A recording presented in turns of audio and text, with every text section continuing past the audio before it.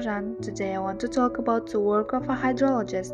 A hydrologist is a scientist who studies water in nature. Hydrologists work with rivers, lakes, water reservoirs, and underground water. They measure water levels and check water quality. Their work helps people get clean drinking water. They also predict floods and droughts. Now, you will hear a short interview with a specialist. Сәлеметсіз бе? Саламатсыздар ма? Мен сізге осы су қоймасы туралы бір-екі сұрақ қойып жүрсем қарсы емессіз бе? Айта беріңіз. Жалпы бұл су қоймасы, Бассуғауын су қоймасы қашан салынған? Басқұдық су қоймасы негізі бұл мынау 2006-2007-лерде бар, мынау кейін мына 2018-19 Ақбұлақ бағдарламасымен осы ауылды сумен қамту мақсатында осылар осындай кейін салынған 2004 резервуар салынды. Сол халықты мына тұрақты сумен қамту үшін ғой бұл енді. Рахмет. Жалпы осы су қоймасының көлемі қанша?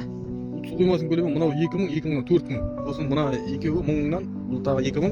Мына арнайы машиналарға, су таситын машиналарға.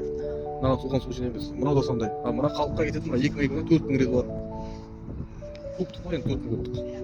Жалпы бұл су қоймалар қайдан толтырылады? Бұл мына Каспий су күшті завод деген бар ғой. Содан келеді біздерге су. Біздер сол жақтан жаңағы теңіз суын өздері тұшытып, өздері жаңағы құрамында қандай нелер бәрін бізге тек тазалай келеді. Біздер тек тұрғынға жеткізушіміз. Рахмет. Сұхбатқа жауап бергеніңізге. Using rainwater through drainage systems to irrigate fields is very effective. Melted snow water can be filtered and used for daily household needs.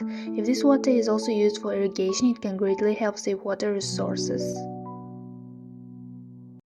Сәлеметсіз бе? Менің есімім Маржан. Мен осы гидрология мамандығы туралы кішкене білгім келіп еді. Сол туралы бір сұрақ қойып жүрсем қарсы емессіз бе? Жоқ, қарсы емеспін. Жаңбыр суын біз пайдалануымызда күнделікті өмірде жалпы. Өте орынды, яғни қарапайым халық сол жаңбыр суын арнайы жаңағы су ағарлары арқылы, мысалы жаңбыр түседі ғой, түспейді емес, соны үйдің төбесіне мысалы су ағарлары арқылы соны керекті пайдаланады. Яғни суды далаға жібермей, соны мысалы өсімдіктерге, қарға да байланысты сондай арнайы су ағарлары болса, соны мысалы қарапайым халық екіншіліктік суды пайдалану ретінде әрине ол өте жақсы технология болар еді. Рахмет. Қазіргі таңда гидрогеолог мамандығы жетісе ол жалпы оқытыла ма?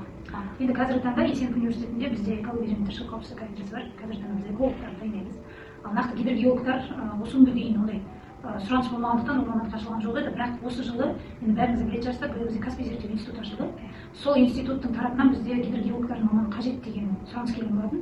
Соған байланысты біздер биыл магистратура деңгейінде гидрогеолог деген жаңа білім беру бағдарламасын ашып жатырмыз. Рахмет. Уақытыңыз бөлгені үшін осы интервьюге жауап беріп менің қызығушылығымды одан әрі арттырған үшін көп рахмет. Сізге сәттілік тілеймін.